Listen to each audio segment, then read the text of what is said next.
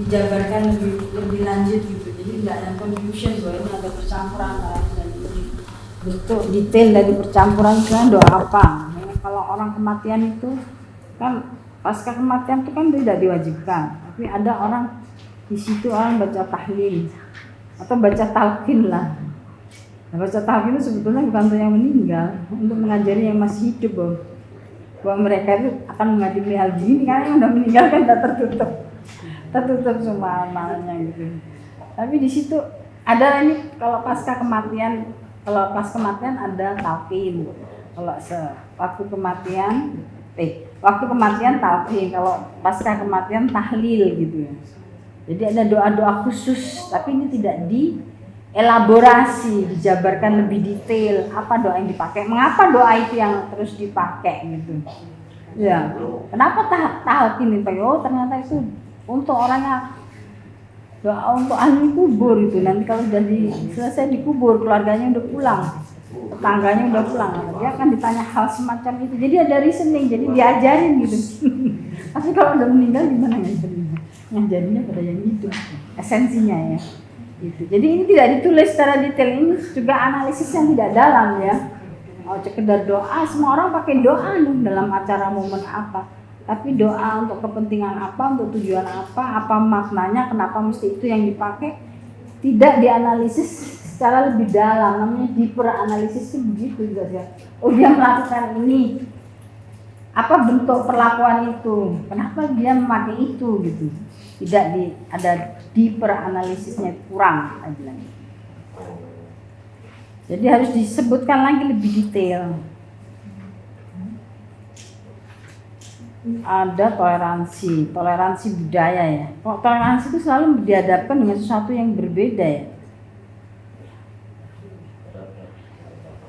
Adaptasi budaya dalamnya, mungkin adaptasinya itu karena dia Islam bisa beradaptasi dengan budaya lokal atau sebaliknya budaya lokal bisa beradaptasi dengan Islam.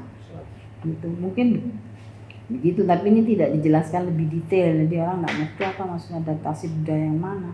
Apakah budaya lokalnya yang menyesuaikan dengan Islam atau Islamnya yang menyesuaikan dengan tradisi lokal? Gitu. Jadi no analisis, diperanalisisnya itu nggak ada. Jadi orang masih bertanya-tanya. Itu toleransi apa? Islam itu toleran dengan budaya lokal atau budaya lokal yang tidak ada hubungannya dengan Islam itu yang toleran dengan agama gitu, dengan Islam. Jadi maksudnya dia apa, dialektikanya itu bagaimana gitu. Mencerminkan keselarasan yang unik dalam menyambut kehidupan baru. Keselarasan ya, jadi sinkron gitu. Meskipun ada perubahan sosial dan agama, tradisi ini terus berfungsi sebagai perekat sosial.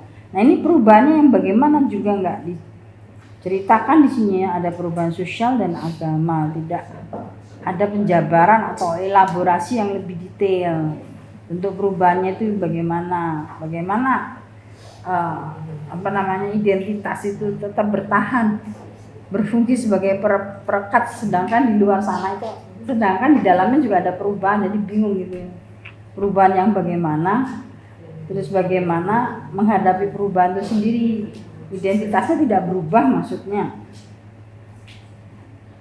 identitas gue tidak berubah, sementara di luar ada perubahan apa ini yang dimaksud? Saya juga nggak jelas ini kesimpulannya. Kalau ada perubahan pasti juga akan mempengaruhi pada identitas sekecil apapun ya.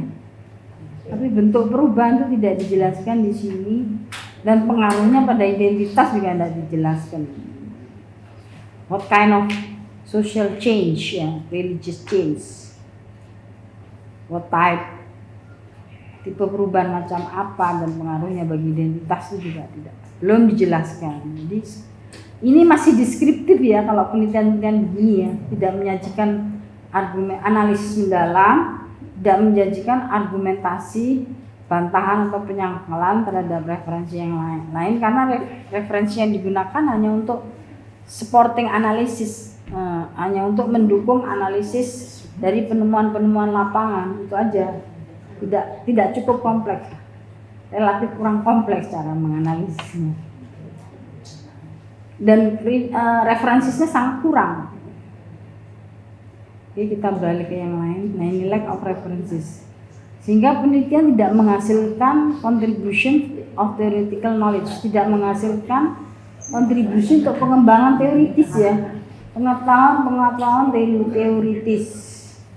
Jadi sebetulnya deskripsi, analitik deskripsi yang analitik itu sebetulnya idealnya harus dibingkai dalam satu konsep atau dalam satu teori tertentu, sehingga Anda bisa menyebutkan satu teori aja, satu konsep aja untuk secara umum bisa mengindikasikan atau mengacu pada penelitian itu. Misalnya orang yang meneliti mengenai space ya, fungsi space seperti yang saya jelaskan kemarin, kalau nggak salah itu Volcker, orang Jerman yang meneliti itu negotiating, lupa saya Volcker atau David Harness, neither one of them atau either one of them either one of them.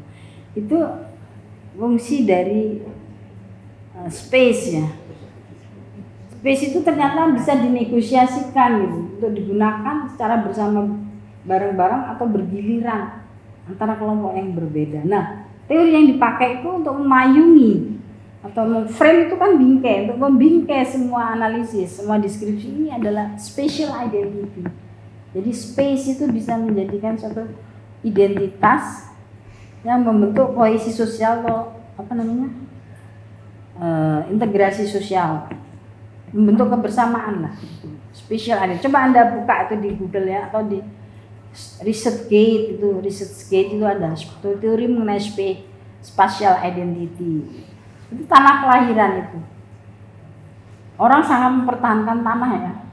Tanah dia tempat mencari nafkah, tempat dia lahir.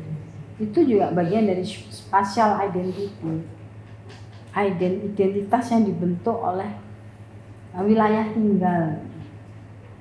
Sehingga orang sini kan sering berbeda dalam bahasa ya. Oh itu bahasa laut gunung, Dayan gunung ya. Bahasa Dayan gunung itu gimana? Itu bahasa none, kete gitu. Itu juga menunjukkan spasial, jadi menunjukkan, iya, itu mungkin orang utara dengan selatan, orang Lombok Timur dengan Lombok Tengah itu beda ekspresi bahasanya. Oh ini orang dari sini pasti. Kalau orang Tegal itu juga ekspresinya lain, jadi bahasa Jawa tapi bahasa Jawanya beda dengan yang orang Jawa Timur juga gitu. Punya ekspresi. Bahasa itu juga menunjukkan spatial identity tadi, identitas dari mana dia berasal. Nah itu kalau penelitian tentang bahasa. Kalau penelitian tentang interfaith harmoni antar agama itu, space itu berperan besar. Orang Bali itu tidak boleh bikin pura sembarangan kan? Ada pembatasan. Ada batasan-batasan yang dilakukan Kementerian Agama. Begitu juga minoritas Islam yang ada di Manado atau di Irian Jaya. Manado kan mayoritas Kristen. Itu banyak sekali aturan untuk mendirikan rumah ibadah. Saya kira Kemenak punya peraturan mengenai itu ya, dan itu sudah diteliti oleh Haritelu. Dia meneliti mengenai kenapa Pura Sangkareang yang di Lombok Barat. Saya lupa namanya. Di tempat mana itu ya. Ada lokasi tertentu dia meneliti mengenai itu. Ternyata dia bilang apa? Ada tirani peraturan. Peraturan itu menjadi tirani bagi sekelompok minoritas. Itu kesimpulannya. Minoritas tidak akan diberi akses kemudahan kalau ingin membangun rumah ibadah di wilayah mayoritas yang berbeda agama. Yang mayoritas masyarakatnya itu bukan beda agama, seperti minoritas Hindu di tengah mayoritas Islam. Ada kalau nggak salah di Lombok Utara itu kan dibatalkan kan, ada pura penataran apa gitu Pak saya. Itu sponsornya itu dari India dan banyak dari Jakarta untuk mendirikan pura penataran agung apa gitu. Nah itu sudah pakai pagar betis ya. Itu tentang space itu. Spatial identity. Tidak mau orang Muslim di situ. Di situ ada orang. Kalau di situ ada berapa kakak Hindu yang ditentukan 100 kakak, baru dia mau, ini semua orang luar yang akan datang gitu. Kenapa sih harus membangun pura terbesar di Asia Tenggara, tengah-tengah mayoritas Muslim. Jadi mereka dalihnya begitu. Kenapa tidak di Bali sana mayoritas itu? Kenapa harus milihnya Lombok? Gitu ya. Jadi itu tentang space ya. Space mungkin bisa dilacak lebih jauh teorinya kenapa space. Space itu sangat mempengaruhi. Space itu memang sesuatu yang non-human, sesuatu yang tidak bergerak, tapi sangat mempengaruhi hubungan sosial. Kenapa? Kasus di Rempang dengar nggak? Kasus di Rempang. Ada yang ikutin kasus Rempang? Apa yang terjadi di situ? Kenapa orang diusir dari situ? Sedangkan orang luar, investor Cina itu mau datang mau mendirikan pabrik kaca pembelah besi ya kalau nggak salah. Situ direkam. Saya kira sama dengan kasusnya Mandalika itu ya, kayak Mandalika. Kayak Mandalika itu masih banyak yang tidak mendapatkan ganti rugi ya, tanahnya diambil, mereka diusir. Tidak tahu berapa proses, belum ada penelitian yang menyatakan berapa persen yang sudah dapat ganti rugi, berapa persen yang harus berusaha sendiri untuk bisa membangun rumah, kehidupan di tanah yang baru. Belum ada penelitian itu. Mungkin itu membuka celah ya, masalah konflik tanah. Special identity, identitas itu kan melekat pada tanah ya. Kalau di sini apalagi tanah itu. Kalau di lingkungan suami saya Batu Jaya itu juga tidak boleh orang luar beli tanah. Lebih baik keluarga sendiri meskipun dicicil kayak beli nyicilnya itu kayak beli plecing gitu. Iya, seberapa susah kalau beli itu ya kayak begitu tuh ya. Berapa bulan masih kalau utang jangka panjang mau keluarga. Tapi daripada dikuasai orang luar gitu. Yang mana Pak? Padahal kita kan kalau mau nyekolahin anak itu jual tanah itu supaya bisa beliin dia laptop, bisa beliin dia motor, untuk mobility dia kan. Jangan jangka panjang. Tapi akhirnya lunas sih dalam sekian tahun gitu ya. Sak demen dia ya. Suka dia lah gitu. Mau selesai kapan? Banyak yang begitu ya, jadi tidak cash, pay cash. Tapi kadang-kadang orang bisa menjual dengan orang luar, cash. Selain pengadaian, seperti cicilan yang di plecing. Berapa juta dulu.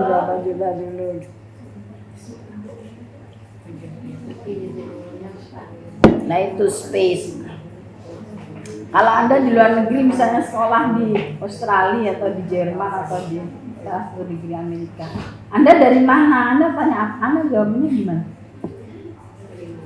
Dari Lombok. Indonesia bilang. Lombok itu mana? Gitu. Pernah saya di Bali. Bali itu apanya? Indonesia itu apa? Bali. Biasanya kalau sama ini identitas ini fluid ya. Saya ceritain sedikit. Jadi cair sifatnya. Di mana lingkungan Anda berada?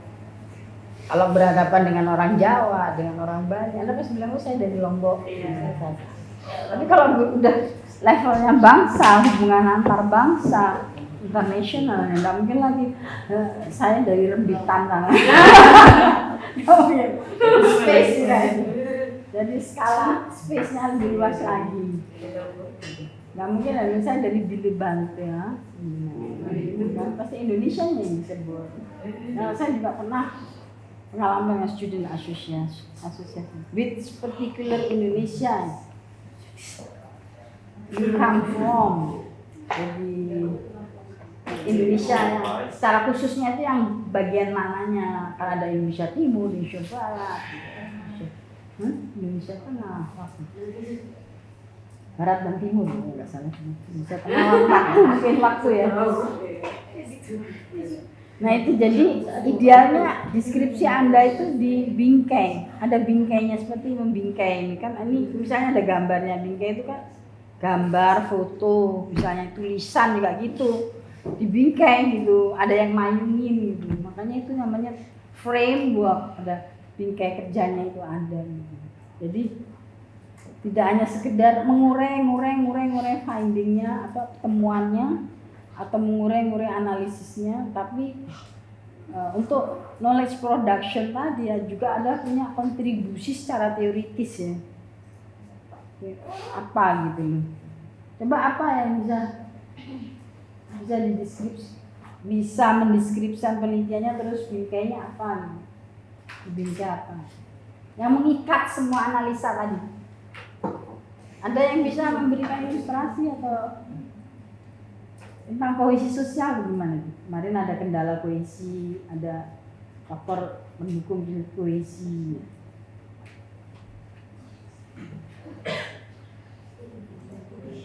Apa bedanya apa?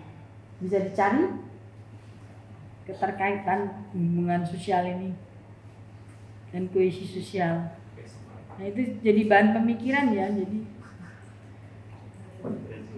banyak kok teori-teori itu yang bisa dilacak.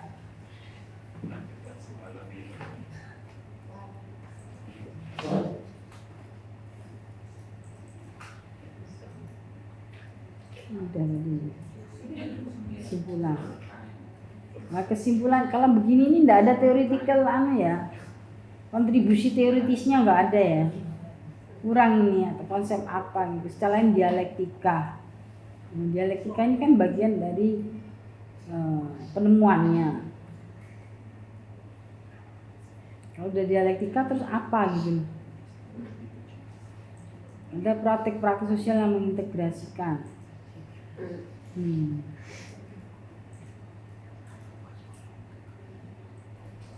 Nah ini lagi salah satu contoh ya, saya nggak bisa baca secara detail ya, tapi ini secara sekilas atau browsing aja bahwa deskripsi pentahapan proses merarik menikah itu di kasus gender atau di mana ini? Ini merarik menikah ini dua konsep yang berbeda atau menjadi satu kan? Sini nanti ada tanda petik ya di situ dia kasih merarik menikah. Dia mendeskripsikan ini dua proses ini merarik dan menikah. Ini dua hal yang berbeda ya. Merarik ini mungkin proses awalnya dibawa lari gitu ya. Proses awal aja. Nikah ini mungkin proses pengabsahannya, validasinya. Validasi pengabsahannya di secara agama dan secara administratif pemerintahan ya. KUA terutama. Secara agama mesti ada wali, mesti ada saksi, so on. Kalau merarik kan antara individu aja itu, cuek dengan yang lain tuh, nah, bener gitu ya? Boleh ya? Itulah makanya semua itu budaya itu kan sifatnya kontekstual. Kalau di luar Lombok ini masuk crime ini, delik penculikan, pasal 7 karena hanya melibatkan dua pihak dan salah satu pihak mungkin belum setuju gitu ya. Mungkin bisa sama-sama senang, tapi timingnya dia mungkin tidak setuju. Ada yang sampai pingsan ibunya itu. Anaknya masih sekolah, belum tamat SMA, tiba-tiba dilariskan. Ya ibunya belum siap, ini belum panen, kita masih baru nanam padi. Pokoknya dia tunggu timing yang tepat. Nah itu yang namanya fate accomplished ya. Fact accomplished. Jadi dihadapkan oleh fakta yang tidak bisa dirubah lagi. Jadi apa di fait accompli lah, nggak tahu itu fait accompli itu bahasa apa, tapi dalam bahasa Inggris fact accomplished. Ya udah kenyataannya sudah begitu, orang bilang nasibnya begitu, takdirnya begitu. Tapi itu kan pilihan sendiri dan memilih timing yang tidak tepat. Memang ada takdir yang tidak bisa dipilih, seperti Anda mungkin lebih senang jadi anak presiden kan daripada anak petani. Tidak bisa dipilih yang tapi kalau soal timing ini kan bisa dipilih, sehingga orang tuanya tidak perlu shock dan ngangak gitu. Apa yang mau dipersiapkan ini? Kita belum panen. Karena kan telah itu kan rice cycle ya, tergantung dari siklus cocok tanam itu menentukan timing. Nah ini kalau untuk begawe timingnya tepat nih menjelang panen. Tapi kalau baru nanam ya mereka mikir gitu. Sementara persediaan beras habis. Nah itu jadi pentahapan proses, tapi ini juga masih elaboratif ya, sifatnya deskriptif gitu. Yang lebih kompleks itu apa? Tidak diceritakan dari proses merari, apa menyelabar, apa fase-fasenya itu. Apa ada nyelabar terus ada apa? melaku salah kalau di Bayan itu ada melaku salah. Terus ada penentuan saji krama atau kayak bengek itulah banyak detailnya ya. Tapi sebenarnya yang ingin saya komen adalah apakah hanya cukup dengan elaborasi pentahapan aja?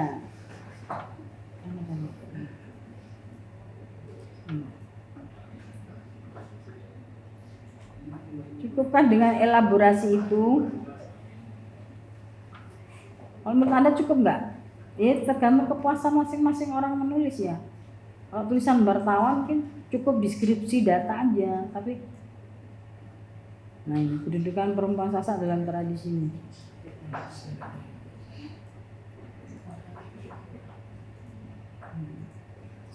Gimana tanggapannya ini? Coba tolong ditanggapi gantian. Saya lelah ini.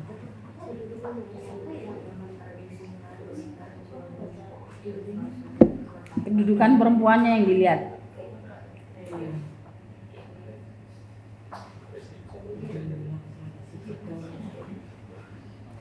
Kedudukan perempuannya yang dilihat.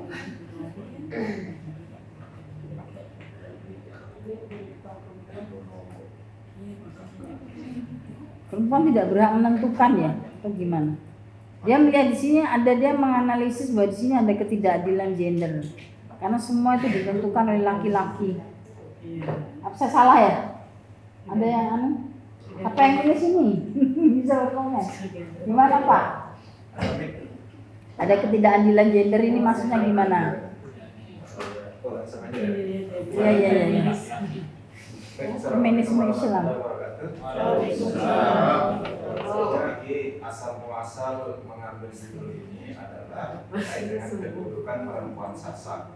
Beberapa referensi tentang tradisi Merapi ini lebih banyak dikaji dari perspektif pandangan hukum Islam, filosofi, dan budaya. Jadi di situ hanya dijelaskan beberapa langkah-langkah Merapi. Oleh karena itu, saya mencoba ingin melihat kedudukan perempuan di situ seperti apa sih dalam tradisi Merapi. Ternyata kedudukan perempuan di situ sebenarnya bukan seperti yang kita lihat, itu tidak mempunyai hak apapun, tapi justru lebih terhormat. Mengapa saya mengatakan demikian? Dalam proses Merapi ada satu langkah yang harus dilaksanakan sebenarnya, yaitu midang.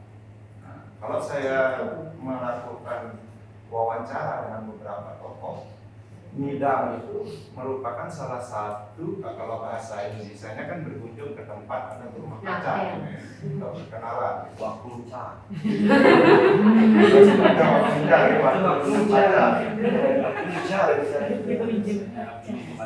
Nah sebenarnya proses ini merupakan proses seleksi bagi perempuan. Jadi pria yang mengunjungi perempuan itu boleh lebih dari satu. Tetapi caranya adalah bergantian. Kalau zaman dulu. Nah, di sini artinya kan perempuan itu diberikan kebebasan penuh untuk memilih pasangannya. Tapi ini di mana ya? Iya. Di spesifik konteks ini. Kasuistik, kasus tertentu aja. Karena mungkin di Bayan tidak begitu, dia tidak ada tradisi midang. Nah, makanya ini di mana ini? Saya tanya. Akhirnya kita menemukan setiap kabupaten itu berbeda. Ya. Pandangan tentang Merapi ini berbeda. Cuma secara keseluruhan di Lombok itu yang mereka tahu tentang Merapi menculik sama nyongkolan yang dua ini. Tapi kalau saya khususnya di Lombok Barat kebetulan mau wawancarai beberapa tokoh sama orang tua sendiri dulu gitu. Dulu Pelakunya tidak diwawancara. Pelaku midangnya itu tidak diwawancara. Bapak saya pelaku.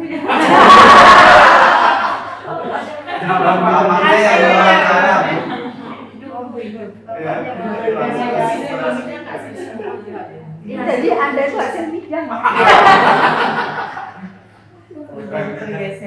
Produk midang. Antara korban atau hasil juga saya tidak tahu. Jadi bapak saya ketika itu midangnya sama 3 laki-laki yang istilahnya ibu saya. Bapak saya di urutan ketiga. Jadi dia harus nunggu dulu laki-laki yang pertama datang, nanti dikasih tiga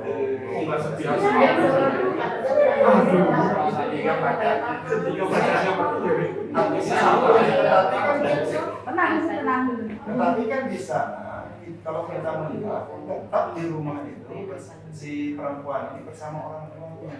Jadi di situ proses seleksinya, ini nanti meminta pendapat bersama orang tuanya.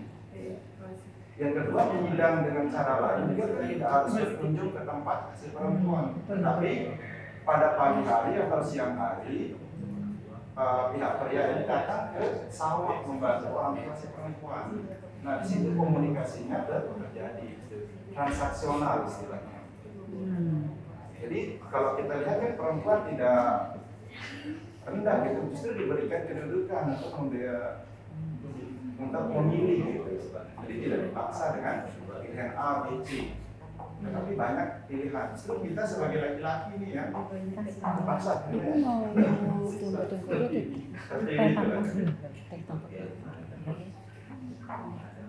Itu yang dulunya.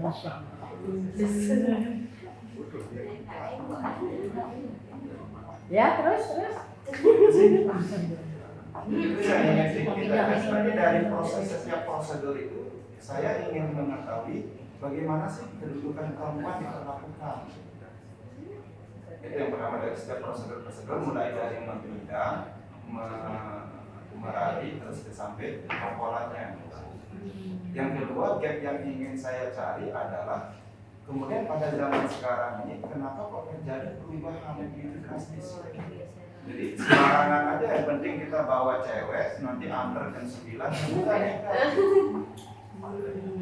Nah ini kan jadinya merusak gitu. Selain roti. Kita apa?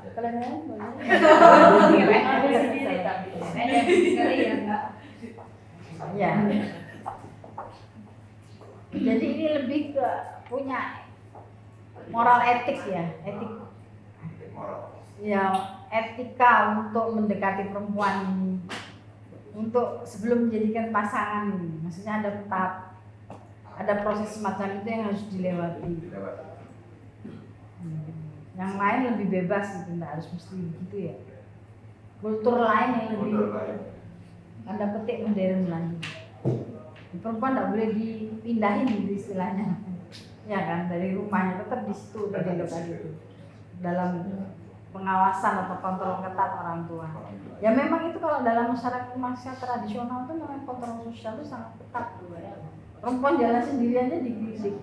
Padahal kepentingan cari data atau mau interview informan. Tapi informannya kan bekerja kalau siang, jadi cuma bisa ditemui kalau ya ada istirahat malam. Nggak boleh ditemani oleh salah satu induk semang, anggota keluarga induk semang yang sama-sama perempuan atau ada laki-laki tapi dia di belakang, jauh jalan di belakang. Memang begitu ya kontrol sosial. Tapi kan kalau ini kan masalah value ya, ideal values, nilai ideal yang ingin ditampilkan. Iya, coba dilihat gitu. Apa itu masih ada sampai sekarang? Apa ada perubahan? Bisa dilihat. Itu kan di rumusan masalah kedua gitu. Ternyata nilai-nilai yang dulu memang baik sebenarnya tradisi meraih perlindungan sebenarnya terhadap perempuan, kini di zaman sekarang ini justru hilang gitu. Nah, proses mengapa terjadi perubahan ini itu yang juga ingin saya tampilkan dalam penelitian ini. Hilangnya karena apa? Pertama, kalau saya lihat mudahnya masyarakat itu melabeli seseorang itu sebagai tokoh agama, tokoh adat. Bayangkan seorang yang tidak memiliki keilmuan, cuma rajin ke masjid sebagai muadzin langsung dikatakan tokoh agama. Jadi kan di masyarakat kita seperti itu. Yang kedua, orang yang memang karena sudah tua, paling tua, belum tentu mengetahui tentang tradisi meraih ini sendiri. Kemudian dia kaya misalnya, langsung dianggap tokoh agama, tokoh masyarakat.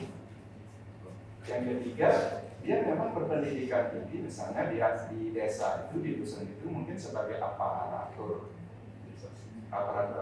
sebagai TNI atau polisi mungkin gitu, langsung dikasih label tokoh adat. Nah ini kan mudahnya pemberian label tokoh ya sebenarnya. Yang kedua, ketika terjadi proses ketika terjadi penculikan di bawah umur ini istilahnya, yang mereka cuma mikirnya, oh ini kan tradisi harus dipertahankan, ya sudah biarkan. Tidak ada upaya untuk pelarian atau apa, atau diskusi bagaimana caranya penyelesaiannya. Ya sudah, misalnya anak ini dibawa pulang malam, merari sudah. Jadi terlalu permisif istilahnya tokoh-tokoh adat ini. Terus kaitannya, maaf saya potong, kaitannya dengan tradisi lama itu apa? Kalau lama kan, ya maksudnya Anda kan mengamati perubahan ini. iya. Nah saya tanya kenapa itu tidak bisa dipertahankan? Sekarang cenderung orang langsung menculik gitu, tidak pakai midang lagi gitu. Nggak pakai bidang lagi. Yang pertama mungkin karena kemajuan zaman juga, kemajuan teknologi. Kita midang sekarang kan nggak mungkin di rumah ada kafe, kalau dulu kan belum ada kafe. Nah, kontrol sosial tadi, fungsi kontrol sosial tadi di mana? Hilang akhirnya. Iya, makanya itu kenapa hilangnya itu karena apa? Ini saya kejar terus deh. Akan melakukan suatu analisa yang lebih dalam. Misalnya perubahan zaman. Kalau sebelum perubahan zaman, indikatornya itu apa aja gitu yang menyebabkan nilai itu berubah. Kalau dari yang Disebut saya modern gitu aja, tapi indikatornya apa? Modern itu berpengaruh pada perilaku yang berubah apa gitu. Apa yang lebih gencar mempengaruhi dan kenapa kontrol sosial runtuh gitu? Yang pertama karena penggunaan media sosial ini. Yang dulunya masyarakat desa itu kan kurang mengenal Facebook lah istilahnya. Ketika mereka baru kenalan saja Facebook, langsung mau saja ketemuan di luar. Sehingga sebagai orang tua dulu di desa itu kan tidak memahami teknologi ini sendiri. Sehingga mereka tidak tahu anaknya kemana, keluar tiba-tiba, dengan siapa, sedang berbuat apa, di mana. Karena perbedaan antara pemahaman orang tua tentang teknologi dengan si anak ini kan jauh. Coba kalau kita ke desa, mohon maaf kan, jarang yang ada pegang HP. Yang penting bisa SMS saja atau bukan itu. Anak diminta ajarin WhatsApp aja langsung marah-marah. Istilahnya seperti itu. Kalau ketidakadilan, Anda juga menyebut ketidakadilan gender itu gimana? Kemarin kaitannya dengan yang midang, dengan perbaikan judul istilahnya kemarin. Karena ini kan ada revisi perbaikan judul, nggak bisa berbicara tentang ketidakadilan atau keadilan gender di sini. Langsung saja bicara tentang kedudukan perempuan Sasak dalam tradisi Merapi. Jangan lagi membuat subbab judul ketidakadilan gender. Ya, jadi bingung ini analisanya kemana gitu. Tapi keceplosan. Arah analisis tiba-tiba ujung-ujung ada konsep ketidakadilan gender. Iya. Jadi lebih fokuskan saja di bagian perempuan itu aja. Jadi analisis juga harus integrated ya. Iya. Terus dalam menyusun mengenai perubahan sosial sehubungan dengan sistem perkawinan itu, di mana kedudukan perempuan, di mana perempuan itu merasa terangkat dengan adanya kontrol sosial yang ketat, itu aja yang diteruskan. Jadi ada koherensi gitu. Yeah. Tiba-tiba ketidakadilan gender itu kan bercerita hal yang lain atau subbab tersendiri. Nggak ngerti itu saya. Apa kesinambungannya, koherensinya. Jadi kalau nulis itu kan ada yang namanya linking sentences ya. Kata per kata dalam satu paragraf itu harus berkelindan. Jadi harus berhubungan gitu ya, seperti spiral. Ada yang menghubungkan linking sentences itu, ada yang menghubungkan pertalian antara kata per kata, juga antara paragraf ini. Ini nggak ada anunya si papan tulisnya, saya bisa ginikan. Itu ada linking paragraf. Jadi paragraf yang kedua itu menjabarkan yang pertama gitu. Jadi harus berkesinambungan gitu. Kalau tiba-tiba mencelak soal ketidakadilan gender, ini juga akan menimbulkan ada semacam distraction, udah beralih ke hal yang lain yang sama sekali beda mungkin analisisnya. Ya, saya kira itu aja. Ya. Maunya kemana? Mau mengarah kemana? Kenapa ini kok sempat tercuat, tersirat, terungkap gitu. Awalnya kan baca referensi ini kok yang diteliti cuma yang dibahas cuma prosedur aja gitu. turun dari Merari, terus makna dari Merari, anak dari laki-laki. Kemudian cerita dengan orang tua, gimana sih anak-anak tiba-tiba nggak tahu orang tua curhat gitu. Telepon dari ibu itu udah sama 3 orang, kok bisa 3 orang, Merari bagaimana? Nah, akhirnya dari cerita itu melihat ini. Jadi selama ini yang saya baca perempuan itu hanya sebagai objek. Dalam tradisi Merari ini kan yang sekarang ini hanya dijadikan sebagai objek. Perempuan itu kalau yang sebenarnya itu sebagai subjek, artinya bahwa perempuan itu diberikan kebebasan itu dalam memilih pasangannya. Itu aja sih yang ingin kita lihat. Jadi ingin memperbaiki stigma masyarakat bahwa Merari ini sebagai sesuatu yang negatif. Padahal Merari ini adalah sebagai upaya untuk melindungi perempuan itu sendiri. Jadi jadi bagi masyarakat yang ingin menikahi masyarakat dan perempuan Sasak itu yang pertama harus melalui bidang ini. Tidak hanya kenal dengan perempuannya, tetapi kenal dengan orang tuanya. Yang kedua ada syarat khusus juga. Di situ ada istilahnya perempuan itu kan harus bisa nyesek. Kalau zaman dulu nyesek ini bukan berarti hanya bisa menenun, tetapi minimal mempunyai pekerjaan lah, bisa pergi ke sawah. Dan sekarang juga harusnya seperti itu, minimal mempunyai pekerjaan, serabutan atau apa. Tapi kan sekarang tidak. Yang penting saya berani menculik, ya udah perkara pekerjaan nanti cari sama-sama, kemudian bisa sama-sama. Nah ini yang ingin melalui tulisan atau pendidikan ini ingin saya luruskan, berusaha meluruskan. Ada komen yang lain mungkin mau ngasih tambahan masukan? Sebelum kedudukan perempuan sekarang terus seperti apa?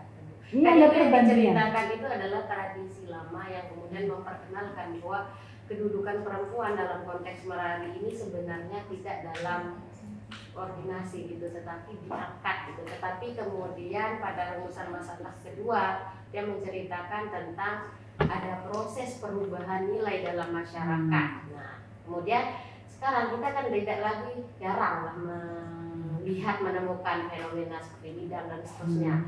Kemudian simpulannya kira-kira kedudukan perempuan itu terangkat atau enggak itu di akhir dari penelitiannya itu saja. Gimana kesimpulannya? Untuk kesimpulannya, nah ini kan Kalau mengamati proses perubahan itu harus dilihat juga ya. Apakah itu tradisi itu sustainable gitu, berkelanjutan atau tidak? Itu kan membuktikan kan tidak berkelanjutan. Kamu ada bilang pengaruh medsos, orang sudah gampang berjumpa secara virtual gitu ya. pada Akses untuk beberapa data yang saya temukan, hasil mengumpulkan data, beberapa masyarakat itu sudah berusaha mulai meninggalkan konsep-konsep Merari ini. Jadi pada akhirnya, gimana saya tahu, akhirnya remaja Sasak misalnya yang kuliah di luar itu lebih memilih menikah dengan cara modern istilahnya kalau sekarang ini. Menculiknya hilangkan, tapi tetap nyongkolannya saja gitu yang dibicarakan oleh saya saja. Sedikit. ya silakan. Ya. Masih Bapak, mohon maaf. Pemikiran orang di luar peneliti. Kalau saya harus ini dulu ya, konsep kedudukan perempuan ini kan harus jelas dulu ya. Untuk frase yang ini kita menggunakan patokan yang mana mendudukan perempuan itu, apakah perspektif agamanya, apakah perspektif ideal ala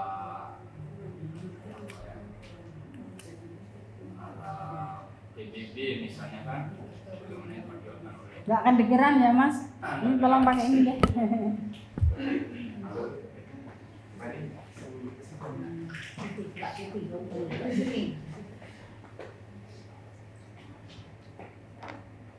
Ya.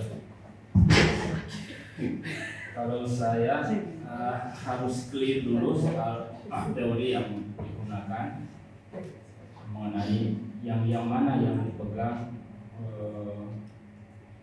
teori yang menjelaskan tentang begini kedudukan perempuan dalam konteks yang sekarang maupun yang dahulu maupun yang akan datang, apakah itu mengambil dari pandangan agama dan agama yang mana, karena kelihatan juga di agama pun dia bisa beda-beda memandang perempuan. Islam, perempuan mendapat warisan, yang beberapa sejual Islam perempuan tidak bisa mendapatkan warisan, itu misalnya lagi. Nah, agama yang kalau memang menggunakan konsep agama atau menggunakan pendekatan yang lain. Nah, sehingga jelas data temuan-temuan itu kan harus diarahkan, diproyeksikan kepada teori tadi gitu. Sehingga kesimpulannya enak dan jelas gitu. Yang pada akhirnya kalau menggunakan pendekatan ini, maka tradisi yang merari itu sudah menempatkan perempuan itu dalam konteks dalam posisi yang seperti ini. Kalau menggunakan pendekatan yang ini, maka dia sudah menempatkan dalam posisi yang begini. Nah, pikiran skematis saya ya kira-kira seperti itu untuk melengkapi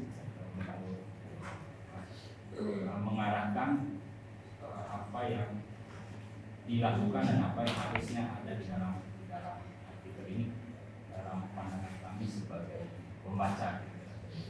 Terima kasih.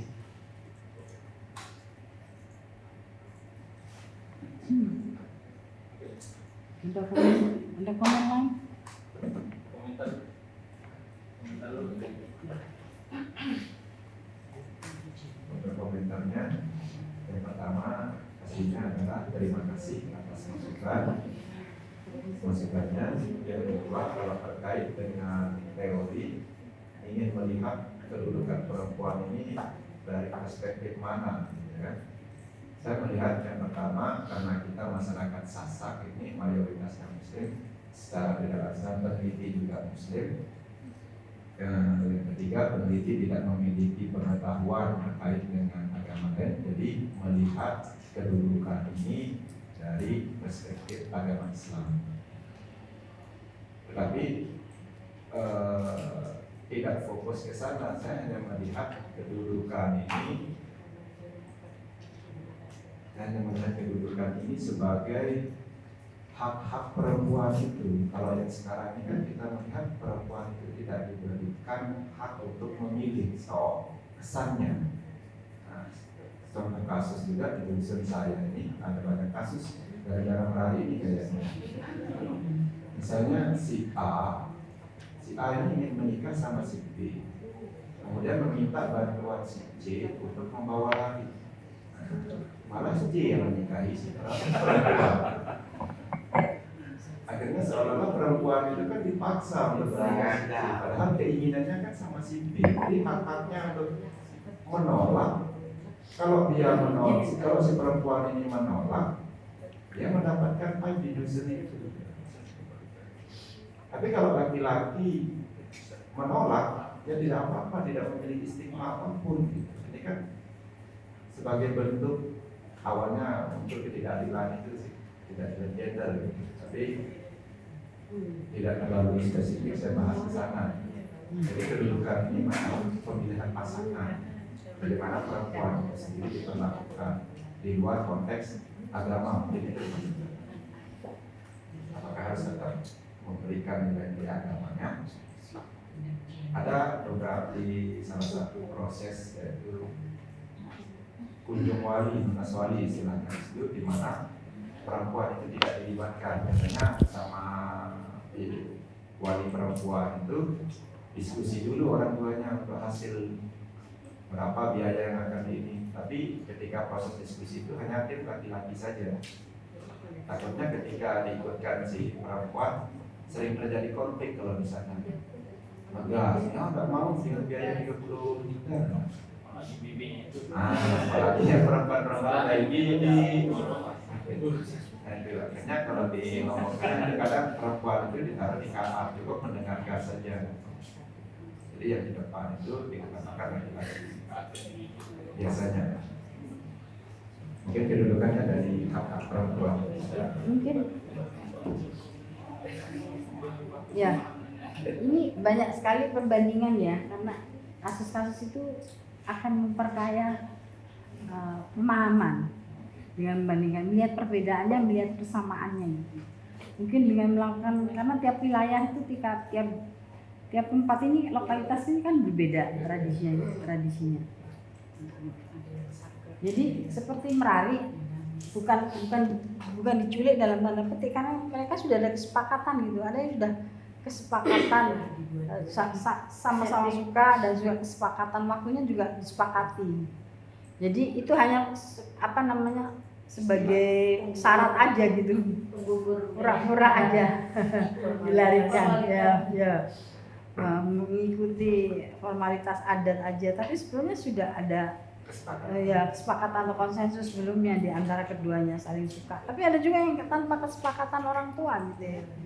Kalau dua belah pihak iyalah yang bersangkutan. Nah itu yang ada beda lagi gitu. Jadi banyak kasusnya gitu.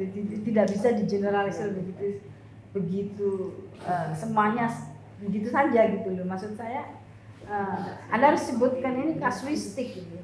Karena di tempat berbeda mungkin perlakuannya akan berbeda gitu. Tidak bisa itu menjadi suatu general etik dari masyarakat Sasak secara umum gitu.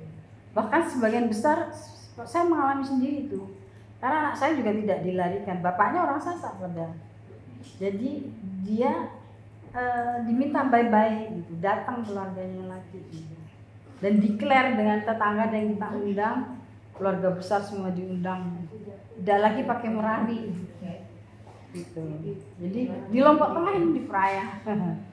Jadi beda lagi. Sementara kakak kandungnya itu punya anak, istrinya sampai pingsan ya, karena anaknya dilarikan di waktu belum masa panen itu. Jadi sangat kasuistik, kan susah ya, susah, harus minjem, harus keluarga harus patungan biasanya gitu kan untuk.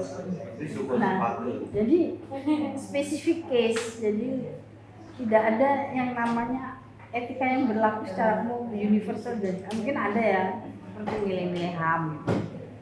Kalau ini sangat lokalistik dan sangat kasuistik gitu ya. Jadi harus disebutkan tempatnya, ini spesifik case, kasus khusus di mana supaya tidak mendapatkan beberapa ya tidak mengeneralisir dan tidak mendapatkan pertentangan yang terlalu tajam dari yang tidak mengikuti pattern atau pola semacam itu.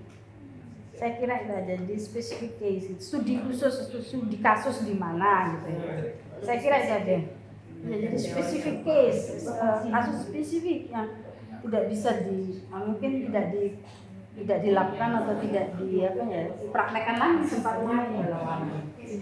Dan ini tambahan informasi juga Prof, di dusun saya lagi, saya coba bertanya kenapa sih harus menculik? Kalau secara umum kan jawabannya untuk gentle laki-laki gitu. Tapi kalau di dusun saya itu kenapa harus menculik?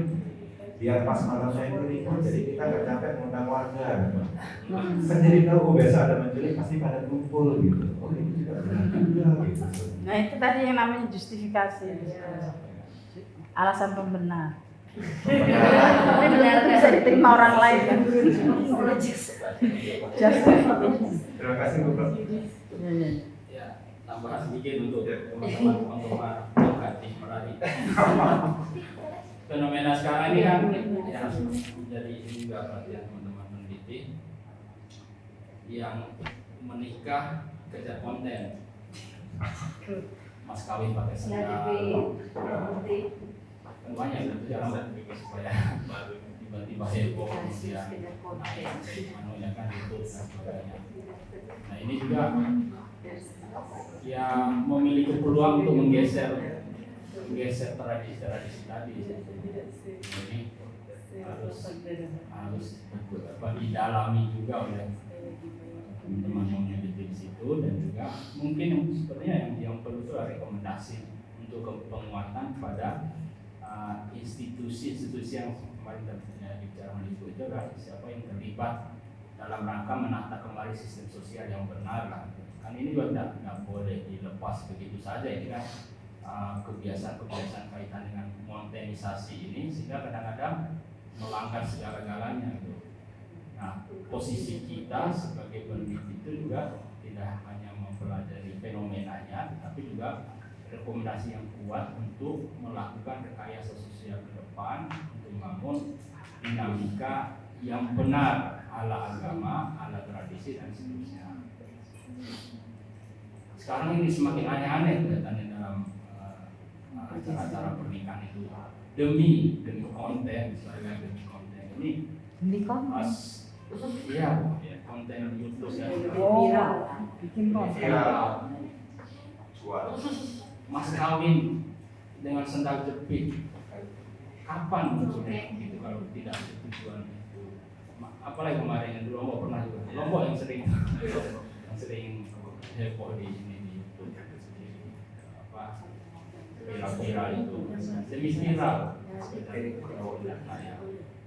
ini kalau tidak segera dibuka dan dibuatkan rekomendasi yang tepat untuk menata kembali tatanan sosial ini bisa fungsi peneliti kan harusnya kerekayasa sosial itu sebetulnya bukan sekedar menyampaikan kira-kira begitu. Ya, itu terpulang pada kembali ke peranan masing-masing ya Pak, karena itu ada bagian khusus penguatan institusi lokal ya, pemberdayaan dan sekaligus penguatan. Dan itu kadang-kadang beyond sesuatu yang di luar tugas peneliti, karena tugas peneliti itu hanya menarasikan.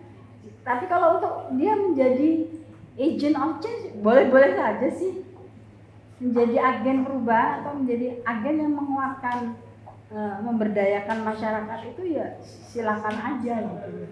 Tapi itu sesuatu yang di luar otoritas saya, otoritas kita sebagai peneliti itu ada bagian sendiri Pak. Seperti kita kalau dijadikan bagian dari law enforcement yang susah ya. Kadang-kadang kalau kita di lapangan itu susah. Kita disuruh juga mengatasi konflik yang ada. Biasnya. Jadi informan itu juga punya ideal expectation. Kita itu tidak hanya menarasikan, menginterview atau menarasikan.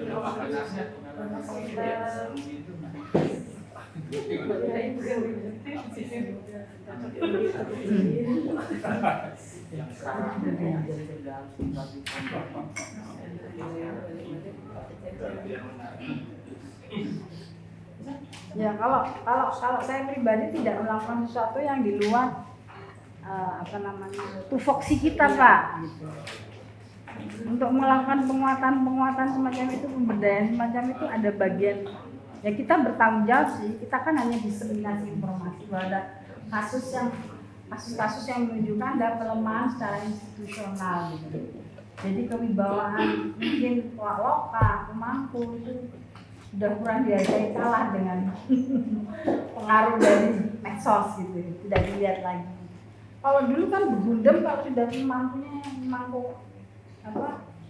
adat Beng Agung merentakan gundem, tidak ada yang tidak berani datang. Dan itu ada semacam berugak khusus, balik apa saya lupa namanya, yang mengumpulkan semua perangkat personil adat itu di situ. Dan mereka bergundem menentukan awit-awit, menentukan dendanya kalau ada pelanggaran, menentukan bentuk pengucilannya.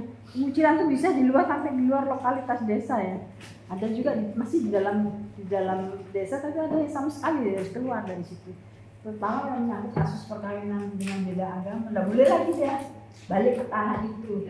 Meskipun dia masih punya orang tua sama keluarga di situ. Nah itu, karena masih ada power, pengaruhnya itu masih besar. Tapi sekarang kan, dan itu bukan tugas kita kan, kalau memang di situ institusinya melemah, bagaimana? Itu kan tanggung jawab dari masyarakat itu sendiri gitu. It's really beyond our authority gitu. Dan siapa yang akan memberikan otoritas kita untuk melakukan hal yang sebesar itu gitu. Ya masyarakat itu sendiri yang harus bertanggung jawab mestinya. Bagaimana menguatkan simpul-simpul adat yang mengeluarkan pilar-pilar nilainya sehingga bisa kembali atau menjadi sesuatu yang tetap berkelanjutan sampai generasi keberapa saya tidak tahu. Saya kira itu aja. Jadi kita menyadari sendiri boundary kita sendiri, kita posisi kita ada di mana. Baik, nanti kita diskusi lanjutkan, kita beralih lagi ke tulisannya. Ini yang ditulis namanya Muhammad Baihaqi. Nah ini saya ingin ngomong Baihaqi.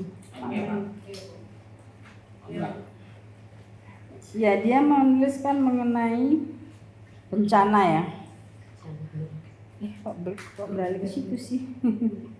Maaf sebentar. Nah, jadi penulisannya harus mengikuti struktur ya. Struktur ada introduction-nya, ada abstract introduction, ada bagian tubuh, bagian inti dari tulisan itu sebelum mengarah ke conclusion. Nah, paragraf-paragraf itu ibaratnya tubuhnya lah, bagian utamanya.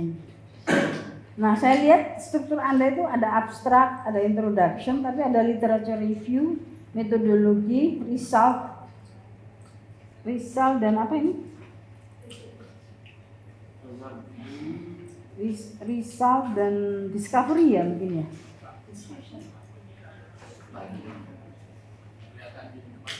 Nggak kelihatan, iya nggak ada di sini. Karena strukturnya, jadi belum mengikuti struktur yang baku ya. Ini kayaknya masih berupa data mentah gitu, belum dirangkai dalam suatu tulisan yang utuh dan koheren ya, artinya saling berhubungan. Jadi tulisannya masih lepas-lepas gitu ya. Tidak ada linking sentencesnya dan tidak ada linking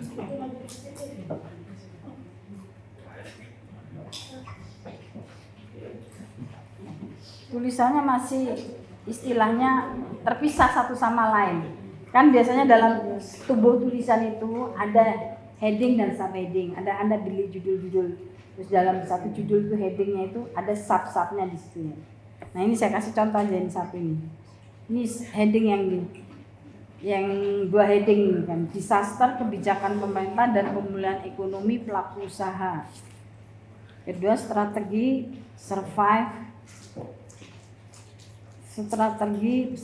pelaku usaha wisata pasca gempa 18 dan Covid-19. Anda mengamati tentang bisnis pariwisata ini, bagaimana sustainability-nya ya setelah gempa itu, mampu nggak mereka bertahan dalam jangka panjang setelah dilanda oleh dua macam bencana ini ya, bencana alam dan kemanusiaan ya, wabah penyakit.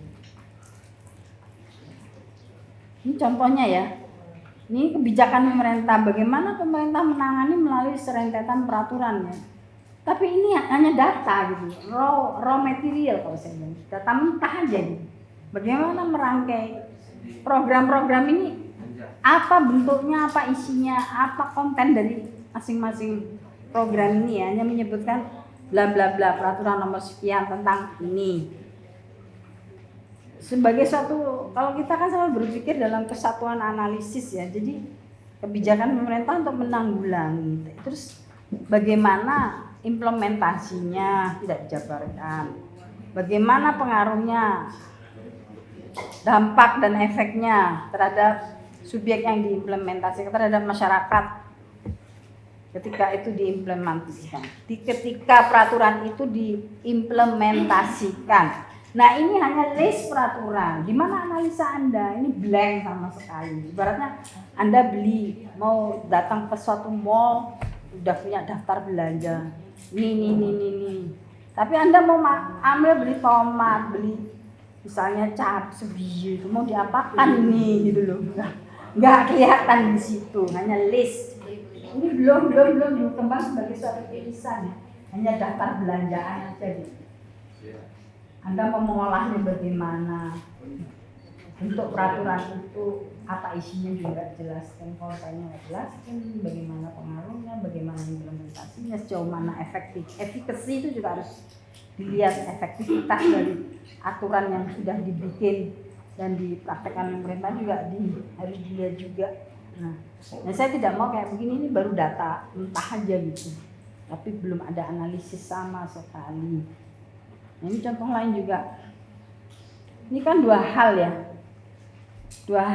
disaster, kebijakan pemerintah ini dalam salah satu sub subjudulnya ya, headingnya pemulihan ekonomi pelaku usaha wisata. Strategi survive pelaku usaha ini ada apa ya, hal yang sama gitu.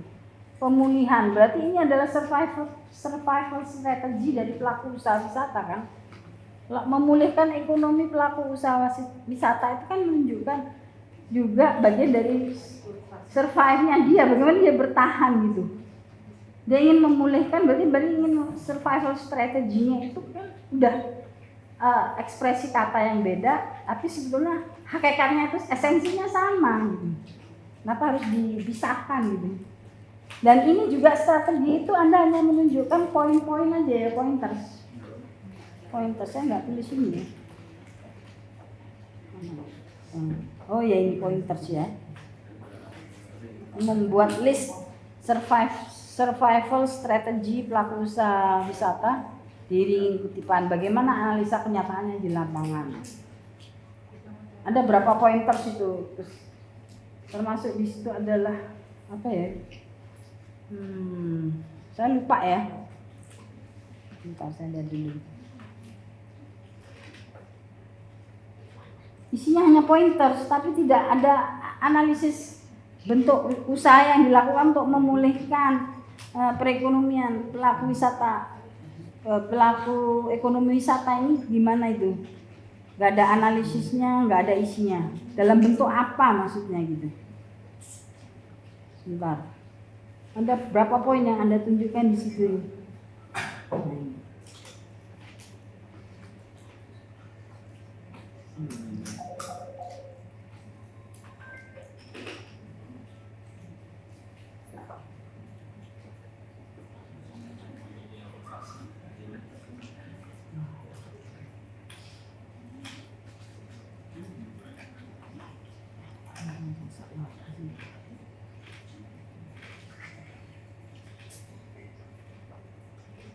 Bentar ya saya carinya. Nah ini, jadi strategi survive pelaku usaha wisata pasca gempa dan COVID, diversifikasi pendapatan. Mana menyebutkan definisinya, bla bla bla. Diversifikasi pendapatan dengan melakukan beberapa pekerjaan sekaligus. Pekerjaan apa ini? Tidak ada detail, data yang lebih detail. Kekosongan pekerjaan apa? Diversifikasi pendapatan karena pekerjaan tersebut hilang. Apa ini yang hilang? Pekerjaan apa ini? Terus kedua berdagang. Ini juga list aja menurut saya, ini list.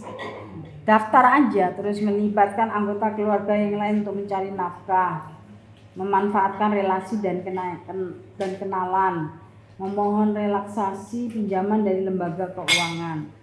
Jadi orang akan bertanya-tanya ya.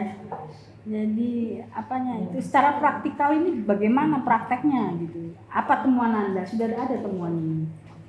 Atau ini baru konsep-konsep aja yang Anda rancang? Tapi sebetulnya kenyataannya belum ditemukan di lapangan. Bagaimana ini? Saya minta penjelasan. Karena nggak mungkin seorang peneliti itu akan berhenti di sini gitu loh. Ya, tidak dengan deskripsi. Singkat saja Bu. Ya. Alhamdulillah artikel ini sudah 2 kali ikut kritik. Yang saya kira memang yang masih ada mustahnya Bu. Oh gitu. Dan minggu kemarin alhamdulillah sudah terbit. Dan sudah kita olah kekurangannya sudah kita lengkapi dan alhamdulillah sudah publish. Publish di mana itu? Di Aset.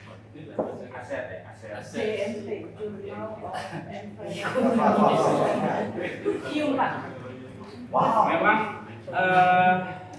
apa ya, keinginan masing-masing penerbit juga beda-beda Bu. Sebenarnya di penelitian saya dan artikel yang kita bikin itu penjelasan tentang yang Ibu minta tadi itu detail sekali. Satu permintaan dari jurnal itu dia mintanya yang lebih apa?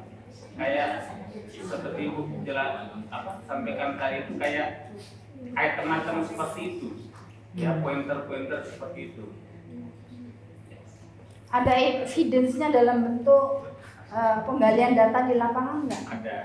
Ada penguraiannya. Di mana penelitiannya dilakukan? Gimana Bu?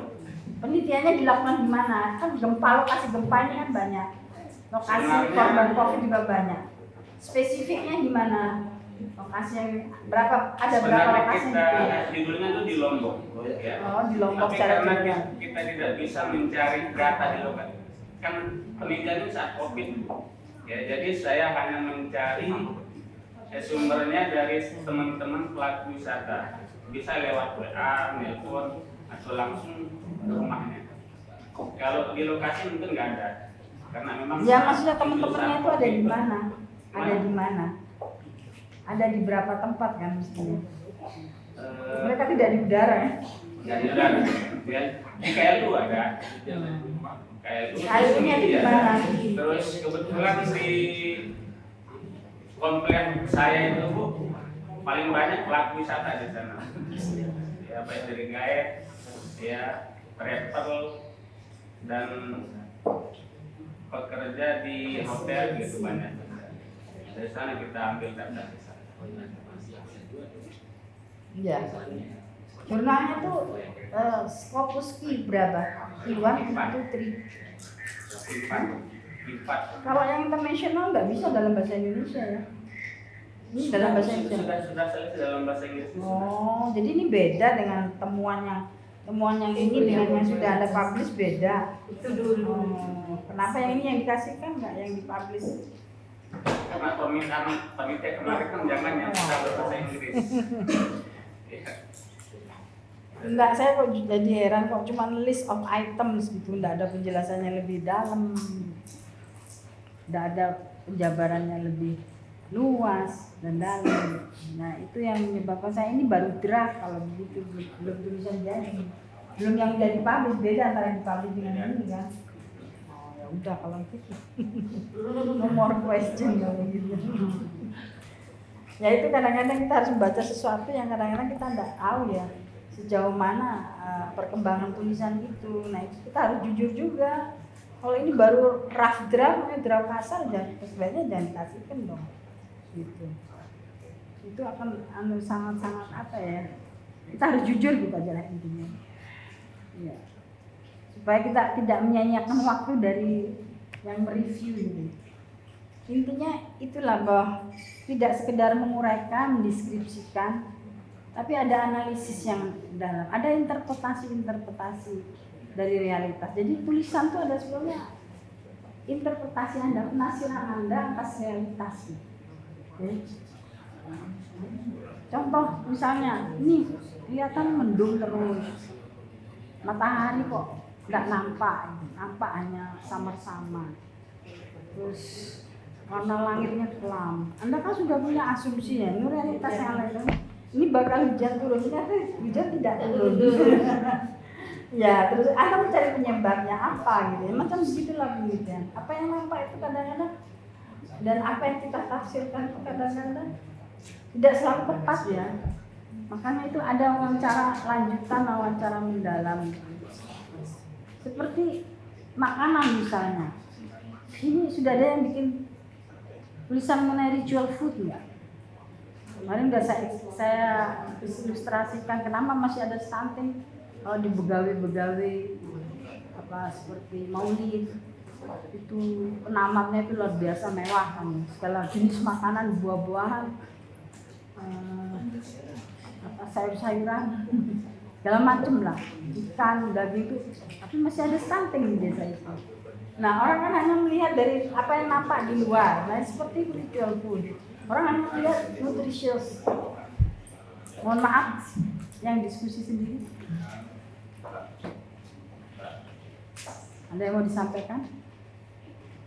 Ya, orang hanya melihat nilai gizinya aja gitu. Tidak tahu kalau makanan itu juga punya fungsi sosial seperti tadi itu kan. Penguatan keagamaan, penguatan solidaritas sosial, penguatan kohesi sosial melalui makanan. Makanya orang berhubung, makanya orang mendoakan mohon berkah gitu ya. Dan makanan itu juga mengandung simbol ya. ini simbol kelahiran Nabi, mereka berlomba-lomba bahwa mereka harus menyediakan yang terbaik gitu. Ada social competition juga di situ kadang-kadang. Mana yang lebih banyak, yang mana yang lebih tinggi andang-andangnya gitu. Nah itu, jadi makanan bukan sekedar mengandung nutritious value saja. Makanan juga bisa menjadi ajang negosiasi seperti kerbau kemarin itu. Jadi makanan itu dalam ya. Kalau dalam antropologi disebut meaning. Di balik meaning itu ada meaning lagi yang lebih dalam. Kenapa kepala kerbau sampai digantung-gantungan di dalam kemaling? Dikiranya ini orang Bali sama orang Sasak ini cuma suka daging kerbau, tiap tahun kerbau aja. Nggak ada yang lain. Ternyata ada meaning lagi di situ. Kenapa harus digantung di situ? Kenapa dia harus kelilingi 3 kali kan itu ada ngilahang kau gitu, ngilahang kau ke dalam wilayah kemaling itu semua simbol-simbol perilaku yang semua punya meaning ya. Dan di balik meaning itu ada meaning lagi, ada hidden meaning lagi gitu. Ternyata ya itu tadi bahwa perbedaan itu harus dicarikan jalan tengah gitu ya. Ada mediasi yang tidak melanggar masing-masing tabu tentang makanan gitu. Kalau yang Hindu tabu dia makan sapi, sebaliknya begitu. Jadi yang boleh masuk dalam kemali itu hanya kerbau. Itu juga simbol toleran ya. Jadi yang lain tidak bisa ditolerir, sapi tidak bisa ditolerir, setidaknya kerbau yang keduanya bisa toleran gitu. Jadi di situ hidden meaning itu ada mutual tolerance. Ada apa lagi? Ada cohesiveness ya. Cohesiveness di situ juga. Karena itu dikonsumsi bersama ya setelah dipotong. Dan dipotongnya itu harus secara Islam, maksudnya harus pakai mengatasnamakan lah gitu, tidak blank sama sekali. Kalau orang Hindu kan ya mereka tidak punya ketentuan macam itu ya, prescribe rule-nya itu ada gitu untuk perlakuan binatang, ada juga sembarangan.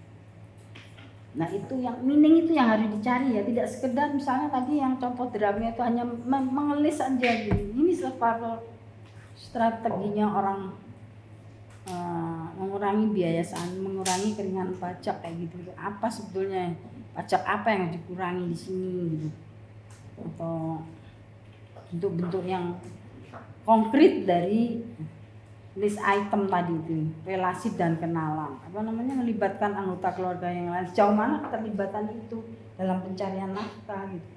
Nah itu yang begitu-begitu itu. Jadi jangan hanya mengandalkan mata fisik gitu ya, mata fisik, karena di kita juga punya mata batin kan, mata batin, mata spiritual. Ini lihatnya kadang-kadang dengan kacamata batin, dan kita tidak boleh menjudgment di situ ya, tidak boleh menjudgment. Judgment itu memberikan sesuatu pandangan yang kadang-kadang juga merendahkan yang menjadi objek pengamatan gitu. Ya seperti orang lempar timbung, itu ada sejarahnya sebenarnya. Dia minta anggaran ke dewan waktu itu kan, Lombok Tengah. Belum, suami saya itu anggota waktu itu masih jadi salah satu pimpinan dewan. Kayak dikasih, ngapain itu ritual? Buang-buang itu mubasir itu. Mubasir, karena dia hanya menggunakan kacamata mata yang zahir ini, mata batin tidak digunakan. Bagaimana masyarakat itu terbentuk, sistem sosialnya terbentuk itu dari simbol itu, timbung itu. Bagaimana dia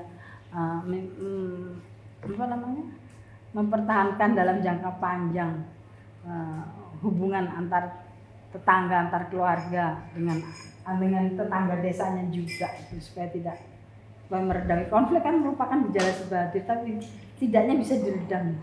Nah itu dia simpel aja, itu kan makanan, kenapa harus dilempar-lempar? Ya seperti di lingsar itu kan makanan, kenapa dilempar-lempar? Tapi tidak mau mempelajari yang lebih dalam dari itu ya. Nah itu saya kira tugas kita itu mencari meaning itu yang sulit gitu. Karena satu meaning, satu simbol itu mungkin dipahami lain. Seperti gerbek maulid ya. Tiap kalau di Jogja itu gerbek maulid ya. Kalau di sini festival topat ya. Kalau nggak salah ada festival topat. Dan festival itu Nabuh Beduk itu ya di Lawang Balok ya. Di Lawang Balok. Anda pernah ikut festival itu enggak? Lebaran topat. Keliling Hah? yang malam-malam. Luang balok, di Luang Balok, di makam Luang Balok, Lebaran Topat. Sampai dijelaskan kenapa pilar masjid itu bersisi 4. Topat itu kenapa sisi 4? Itu ada maknanya semua. Jadi Allah menciptakan, Allah itu pemilik segala arah, utara, timur, barat. News itu singkatan dari apa? News, berita. North, East, West, and South. Jadi berita tuh bisa dari mana-mana. Ya dari segala penjuru. Ya, Allah menguasai segala penjuru. Jadi itu simbol tauhid juga. Terus salah satu pemangku pemaknaan yang lebih dalam lagi adalah mazhab. Mazhab itu 4 pilar mazhab. Jadi bisa bermacam-macam gitu pemaknaannya. Nah seperti gerebek maulud juga gitu, itu dianggap sakral ya. Jadi bukan sembarang makanan, dan itu diperebutkan setelah diarak. Nah itu saya belum tahu maknanya apa gitu. Harus meneliti secara dalam. Yang bukan macam anggota dewan itu, wah itu kan buang-buang uang, buang-buang mubadir saudaranya syaitan gitu, dan gitu. Tapi makna sosial, makna apa nilai-nilai budaya, nilai-nilai kohesivitas, solidaritas itu tidak digali atau dilacak gitu lebih dalam lagi. Dan makna ini cenderung multi layer ya, seperti kue lapis itu ada yang dalam, ada yang lebih dalam. Kenapa peristiwa yang menyakitkan di benak Anda itu cepat hilang gitu? Anda cenderung ada kecenderungan gitu kan? Betul. Tapi peristiwa atau pengalaman yang menyenangkan itu jadi sweet memory gitu. Kalau bad memory, get lost gitu kan, langsung gitu kan. Kenapa itu? Ada kecenderungan hati begitu. Yang bagus-bagus disimpan, yang menyakitkan selalu mau dihilangkan. Nah itu teliti sendiri, itu pemaknaan juga itu. Ya saya kira ini aja, mungkin ada yang mau lagi diskusi apa tanggapan? Menit dulu Pak. Kopi dulu ya. Bernapas dulu. Sebelum lanjut yang lain.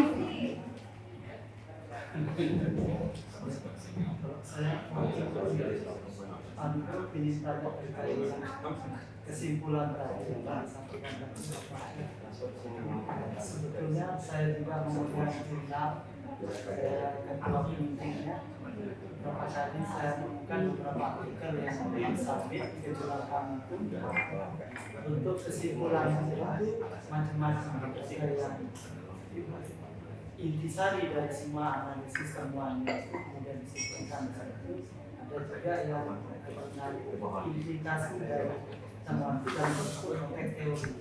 Karena bisa dia menggunakan teori atau dalam misalkan gender dari transformasi sosial di desa amanah yang menggunakan pendekatan masturbasi misalnya. Jadi dari riset ini, dari artikel yang ditulis yang oleh penulis ini terkait dengan gender transformasi sosial di desa ini mengemukakan tentang 3 model, 1-2 model diambil dari teori itu yang saya temukan kesimpulannya. Ada juga yang hanya intisari dari yang mereka temukan. Nah pertanyaan saya, bagaimana kita membuat kesimpulan itu yang menarik gitu? Itu yang saya tanyakan karena ada ragam dan setiap jurnal juga memang beda-beda.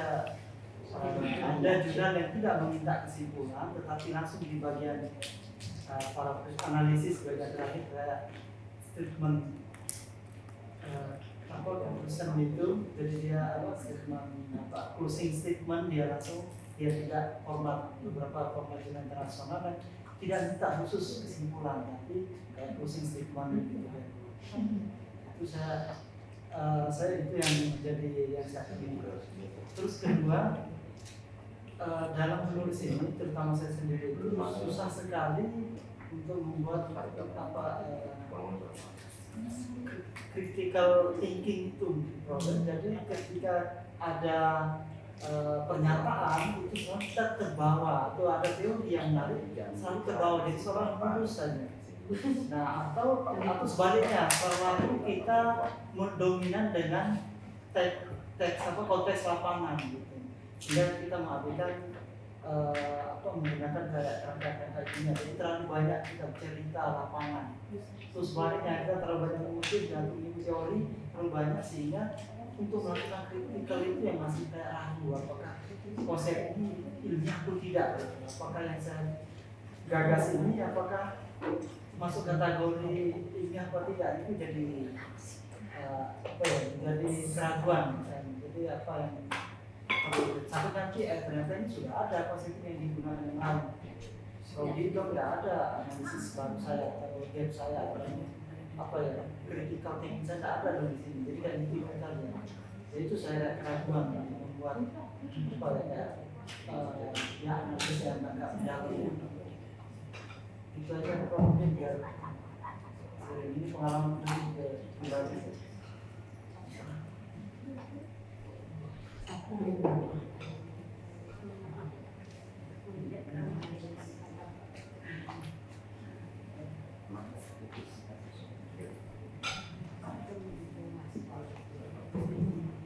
Ya, saya jawab dulu yang kedua, critical thinking itu is a matter of exercise ya. Dan how much you read, how many you read, dan seberapa dalam Anda mengerti dengan apa yang Anda baca itu. Nah kalau di sininya udah kaya, itu kan akan bisa membandingkan, oh iya di sini kelebihannya. Kalau di sininya sangat kaya ya. Berapa dalam sehari berapa buku, berapa artikel yang Anda baca? Atau lebih banyak membaca dari yang dari ini?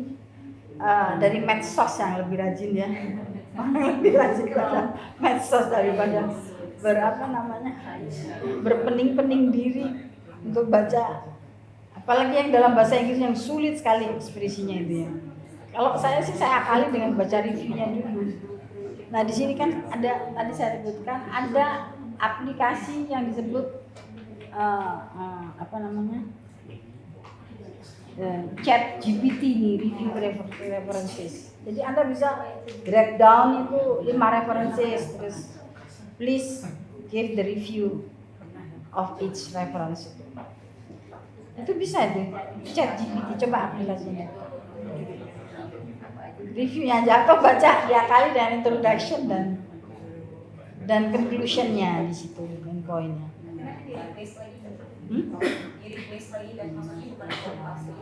Bukan, jadi ya kita kompilasi dulu, kita bandingkan dulu di mana hal-hal baru yang bisa ditemukan dari situ, yang di sini nggak ditulis, di sini diulas, di sini diulas itu nggak ditulis.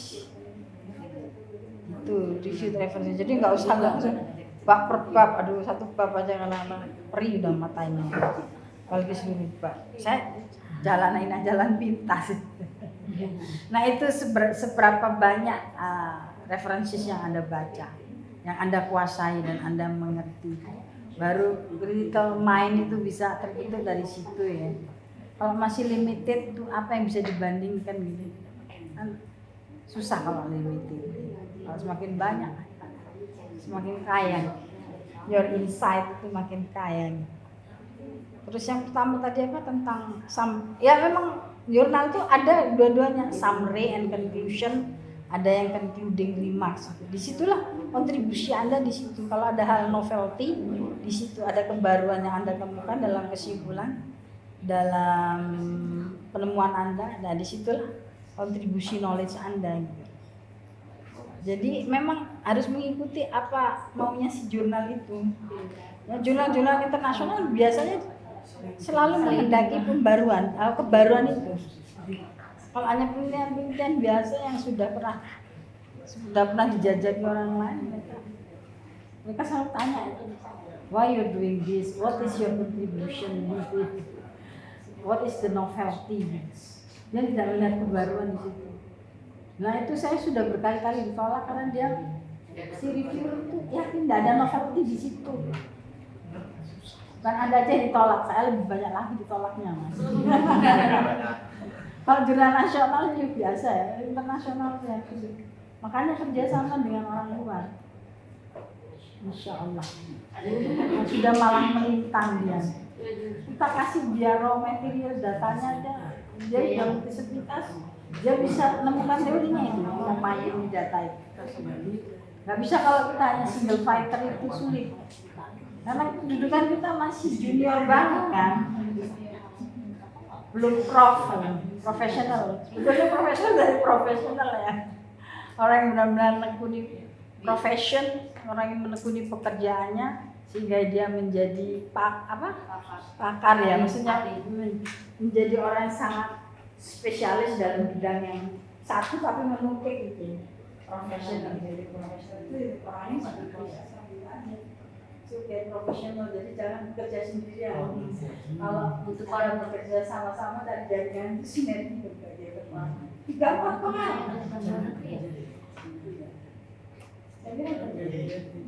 Silakan ambil sebentar. Mau bernapas dulu. Bau bernapas.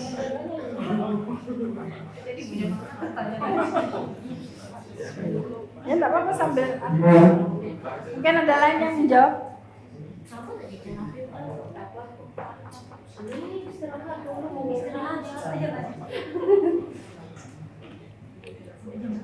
Udah hampir setengah. Oh, udah ini hampir jam 11 ya, kurang 30 menit.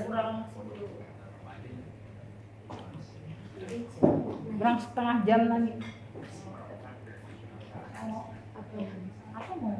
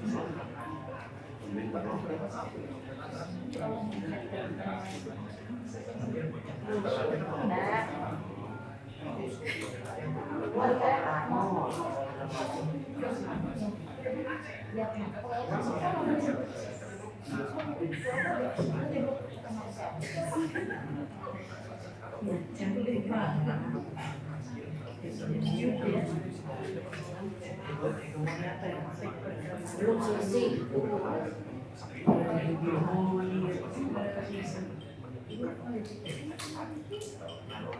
Ini ada yang judul menarik nih, hegemoni agama dan budaya dalam praktek.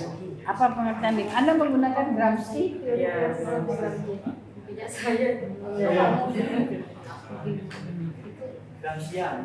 Gramscian. Hebat ini.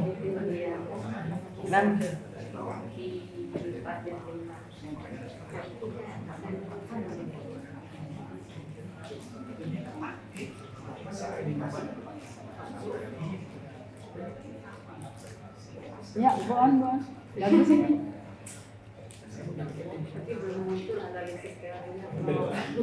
Kalau hegemoni ini kayaknya ada sesuatu yang jahat deh. Ada kekuatan hegemoni. Kekuatan, bukan kejahatan. Iya, tapi sesuatu yang enggak Kekuatan bagus. agama itu Yang kayaknya kejahatan. bukan, ada sesuatu yang hegemoni, ekonomi hegemoni, penguasaan.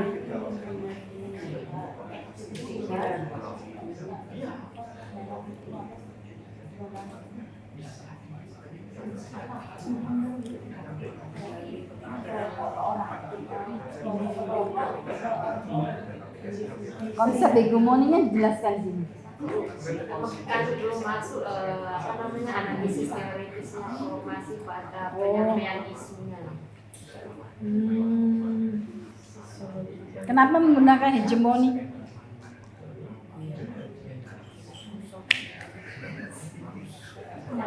Kalau hegemoni itu kan sesuatu yang mendominasi ya. Saya sampaikan Iya, kenapa menggunakan istilah hegemoni? Iya, makanannya salah Assalamualaikum warahmatullahi wabarakatuh. Waalaikumsalam warahmatullahi wabarakatuh. Ya, jadi ini adalah artikel yang saya kirim untuk untuk di review bersama. Jadi ini karena artikelnya belum finish, Prof. Jadi saya mengangkat judul itu hegemoni agama dan budaya dalam praktik perkawinan anak. Di situ saya mengamati data awalnya adalah tentang bahwa pada akhir tahun 2022 itu NTB menunjukkan bahwa dia adalah kasus perkawinan anak tertinggi di Indonesia. Nah, kalau tahun 2021 itu Sulawesi Selatan, akhir tahun 2022 datanya menunjukkan bahwa Indonesia menempati posisi pertama. Padahal yang terbaru Undang-Undang Nomor 16 Tahun 2019 itu sudah menetapkan bahwa usia pernikahan itu 19 tahun, baik itu untuk laki-laki dan perempuan. Tetapi kenapa kemudian justru perkawinan anak itu mengalami peningkatan di NTB. Nah, studi kasus yang saya angkat itu di Desa Sengkerang, Lombok Tengah, Prof. Jadi saya mengamati di situ ada kekuatan agama dan budaya yang kemudian melanggengkan perkawinan anak itu menjadi hal yang lumrah, hal yang biasa. Bahkan kalau kita garap lebih lanjut, ternyata kasusnya seperti ini.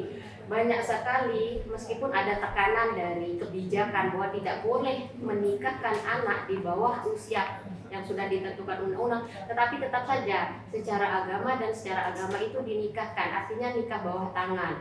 Dan nanti ketika si pasangan sudah sampai usia 19 tahun yang sesuai dengan undang-undang tersebut, ya dinikahkan di KUA cuma secara untuk memenuhi administrasinya saja.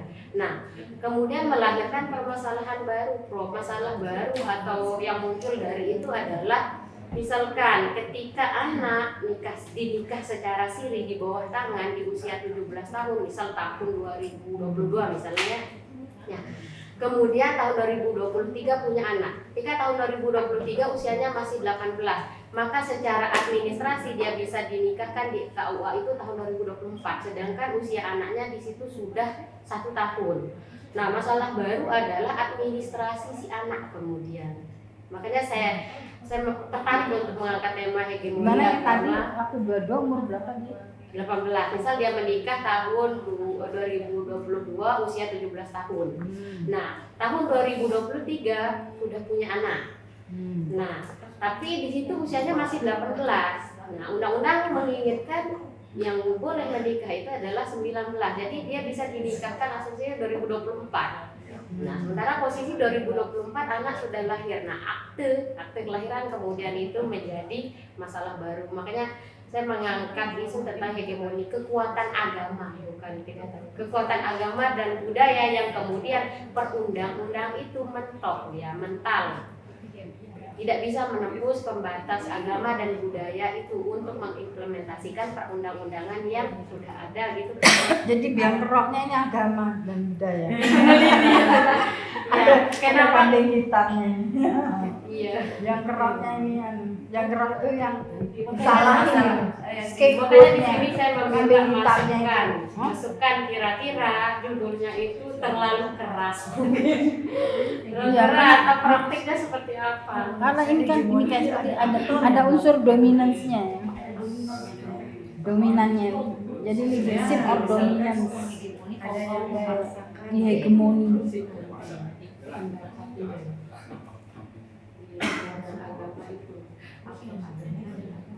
Hegemoni itu ada unsur dominans, ada unsur tekanan juga. Maksudnya tadi kepleset ke jalan. Jadi kalau Anda di hegemoni Anda nggak bisa ngapa-ngapain, Anda sebagai orang yang takluk gitu, tunduk sudah. Nggak bisa Anda membela diri atau mau apa berontak atau apa, karena jadi hegemoni. Pas untuk kasus yang tadi gimana? Hegemoni ini nggak Nah, biar relevan dengan kasus yang Kalau hegemoni ini juga untuk hegemoni itu ekonomi. terlalu keras. Tapi nggak apa-apa sih, terserah Anda aja. Tapi sejauh mana dulu? Bebas saja. Sejauh mana tingkat dominasi, tekanan dari yang menghegemoni ini. Siapa aktor yang melakukan? Siapa yang menghegemoni juga? Itu tadi perangkat adat, Ada tapi bukan KUA ya itu ya. Ada. Kalau adat yang maksudnya bukan yang punya official authority gitu. kayak tugas KUA kan nggak mungkin kalau KUA kan bukan lembaga resmi kan.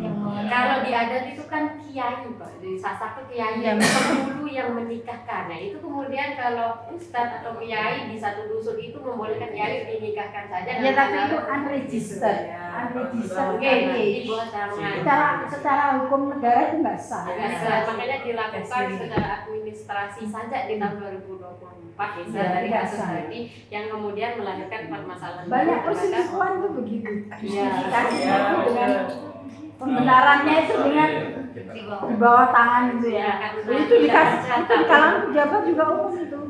Iya, Yang bilang, biasa. istilahnya punya simpanan. Tweede pro itu kedua. Ya, itu sih Tapi sah itu, sah secara secara agama dan agama. budaya. Tapi dia untuk pewarisan tanda tanya gitu nanti. Kalau ada misalnya ada warisan karena dia bawa tangan nanti. Makanya tetap dia melakukan pernikahan tetapi untuk memenuhi administrasi kenegaraan aja di tahun setelah calon pengantin usianya memenuhi perundang-undangan. Tapi ketika anak itu butuh marriage certificate, butuh birth certificate, Ya. dia kan harus menunjukkan sertifikat Indung perkawinan itu, usia pernikahannya 19 itu. dulu. Iya, Biasanya susah sudah itu. lahir ibunya baru nikah. Ya, ini menarik juga Ya itu kasus baru ya kan. Enggak di aktanya maksud saya. Iya itu masalahnya kemudian nih ibu jadi secara administrasi ibunya sudah nikah dulu nih baru anaknya. Penyebarannya kan beda, penyebaran? ada pernikahan. Ya. Karena masa usia sekolah Bisa itu nggak selalu panjang. menyebabkan dari kode. Jadi selalu SMA ngapain gitu ya? Seorang tuanya nggak mau orang melanjutkan seperti Sedangkan perundang-undangan terbaru usianya dinaikkan. Dari sebelumnya kan 18. Terus riset questionnya di mana di sini? Pertanyaan penelitiannya di mana? Ini kan kasusnya begitu. Pertanyaan problematik, problema yang mau diangkat ini apa gitu? Jadi Sebagai Apa ya? pertanyaan penelitian lah, pertanyaan penelitiannya lah. Mengatasi problem itu bagaimana? Atau melihat dampak dari itu gimana? saya lupa isinya kan Dari kecil terus sama pertanyaan, biar dia berpikir kan, dia thinking. Kali ini Kalau nggak dikejar dengan pertanyaan, seperti orang kalau udah dijorokin, disudutin itu kan dia, akhirnya dia defense gitu. Defense, self defense-nya keluar. Memang begitu salah itu teh. Interogasi juga begitu. Dia udah terpojok sekali, apalagi kalau udah dengan ancaman, wah itu kan keluar semua.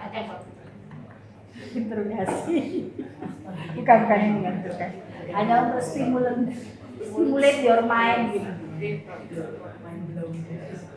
Stimulan itu merangsang orang untuk berpikir.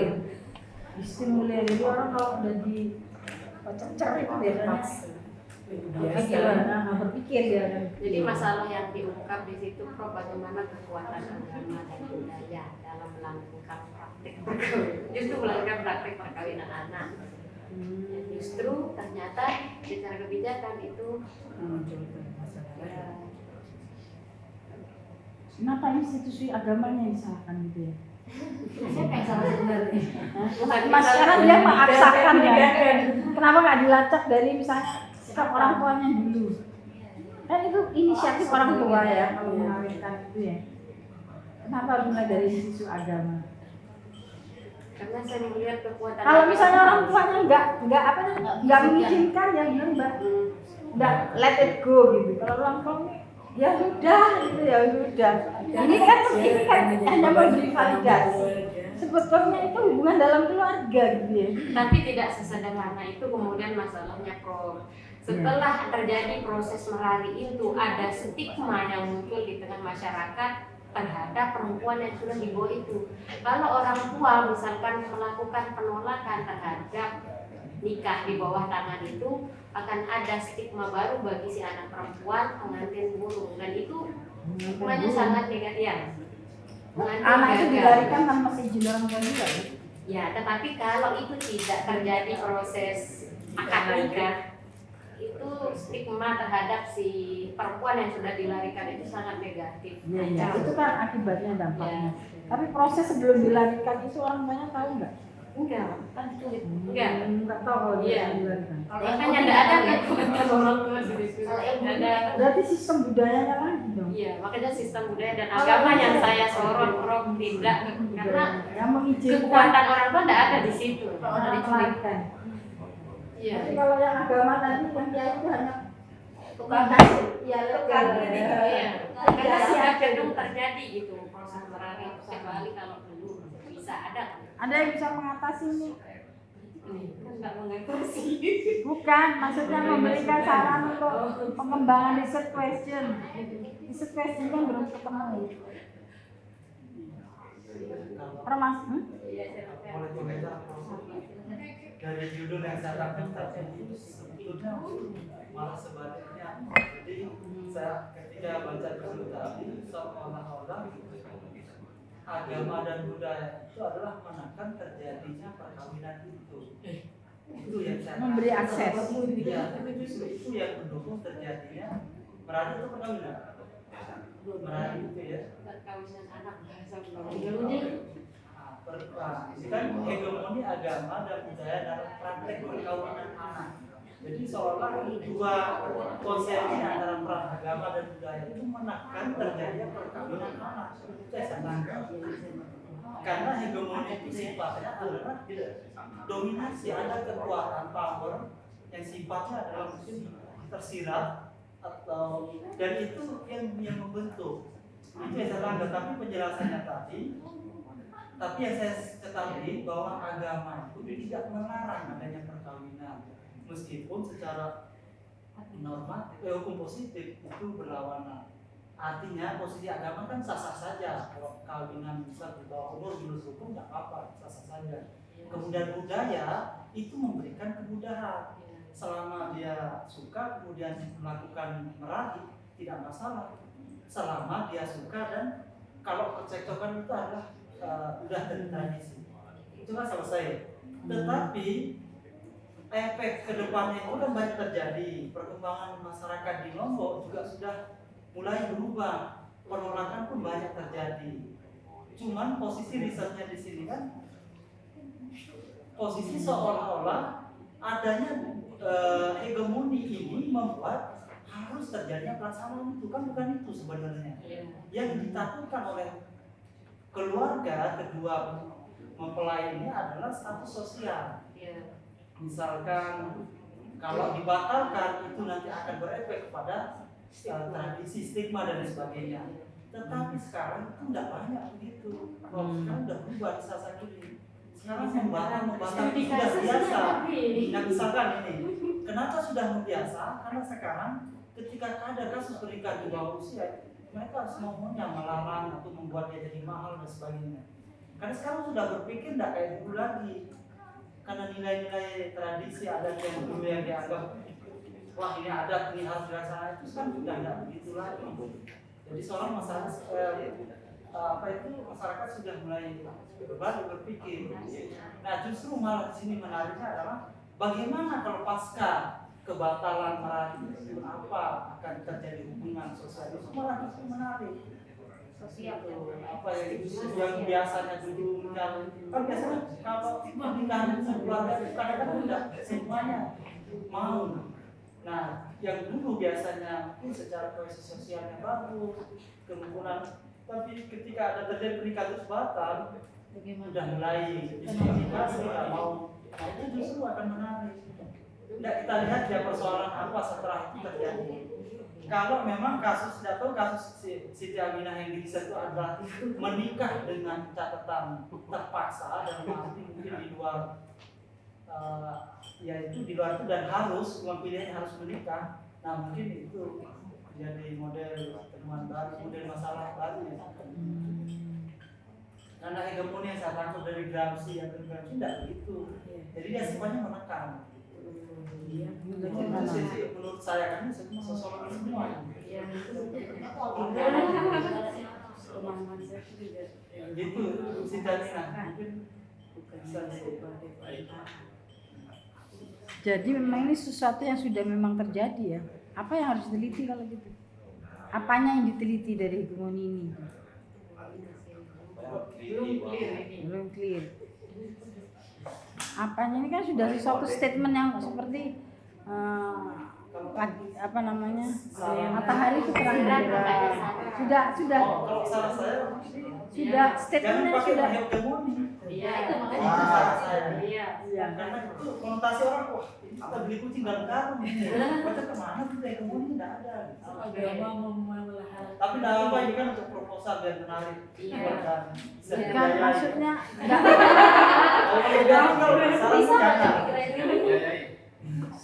ini suatu kebenaran yang sudah memang sudah bisa sudah nggak usah didebat lagi gitu. Seperti mata langit itu biru, lautan itu asin gitu.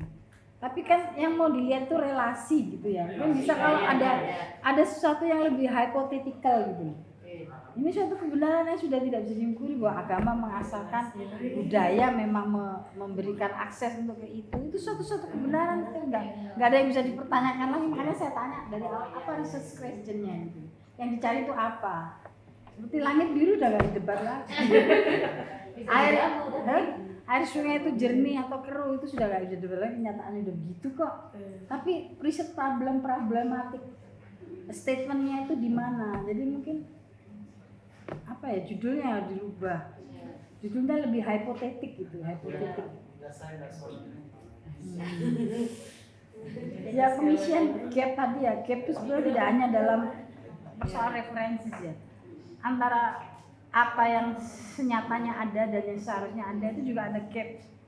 Seperti agama itu selalu memberikan sesuatu yang ideal kan, tapi perilaku masyarakat itu kan tidak begitu. Nah, Anda mengisi celah gap antara yang senyatanya ada dan seidealnya yang diharapkan itu apa, itulah dogma, nilai gitu ya. Makanya ketemu ada dialektika antara agama dan nilai-nilai lokal. Sebetulnya itu adalah perilaku sesungguhnya nggak murni syariat ya. Banyak orang-orang Indonesia itu kan suka yang campur-campur, nasi campur, campur ya. Nah itu praktek agama, jadi nggak bisa kayak orang Arab itu. Kalau agama padang pasir kan beda. Padang pasir itu beda dengan kita. Gitu. Jadi kalau kita banyak sekali campurannya. Ya, saya kira itu aja ya. Jadi problematika isunya itu apa? Isu yang problematik. Kalau ini adalah suatu statement kebenaran yang dijadikan judul gitu loh. Ya. Tapi tidak kelihatan masalahnya itu apa. Bukan masalah ini. Makanya riset questionnya di mana? Saya kira itu aja ya. Apa lagi yang mau ditambahkan? Terima kasih atas masukannya Prof. Pak Suharman. Mungkin nantinya arahnya lebih ke implikasi setelah. Implikasi dari itu ya mungkin. Iya, karena bisa. arahnya nanti saya akan arahkan kepada implikasi perkawinan anak ini. Karena seolah ini ada kontestasi kan dibenturkan antara peraturan administratif state rule dengan kenyataan praktek agama di lapangan. Yang sebenarnya melanggar dari Kemudian implikasi undang agama itu. ya. Iya. Terima kasih Prof. Mungkin begitu ya. Karena saya lihat lagi stunting.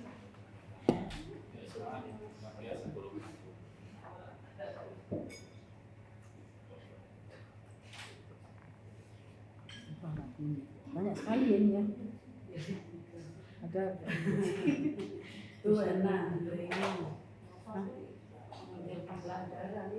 model pembelajaran saya nggak ngerti yang gitu. Ini soal education ya. Ini banyak yang udah masuk jurnal kok.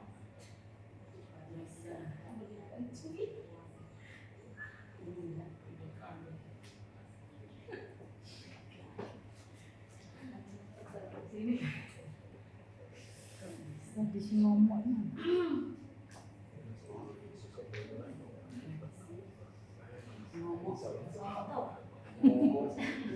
Nyamuk. Ngomong itu menyimpan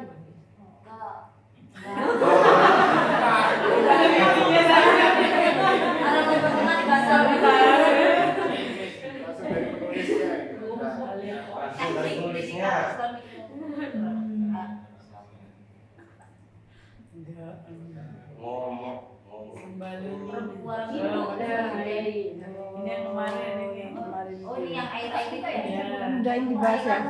Tapi Ya, kalau perempuan apa? yang laki-laki Uap, berat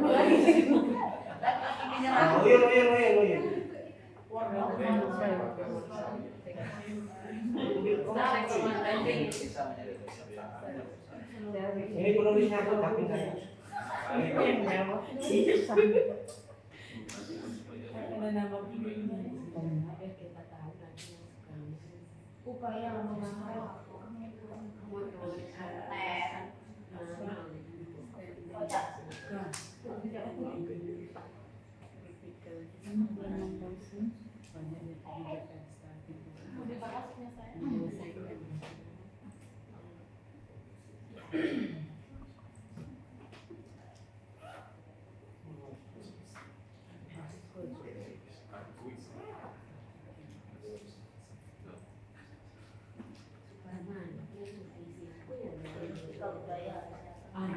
menanggulangi Pusing ya. Banyak sekali nih. pendidikan karakter oh nggak ada upaya Semua orangnya ada di sini semua ini. Yang menguji Hah? ada beberapa permintaan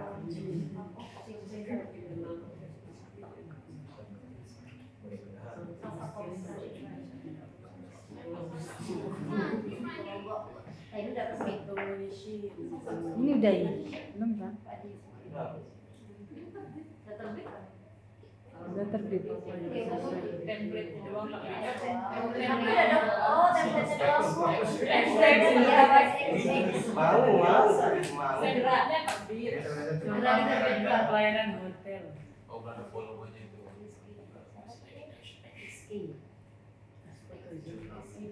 mau dan akan segera bangunannya nggak ada nama oh harus bisa dijelaskan pakai bahasa Inggris. Bahasa Inggris. Oh, Abstrak tuh sekarang dua ya, Inggris sama Indonesian. Bahasa Inggris. Ini kurang off kalau promotion of halal tourism. Kalau ini bahasa Indonesia promosi tourism halal.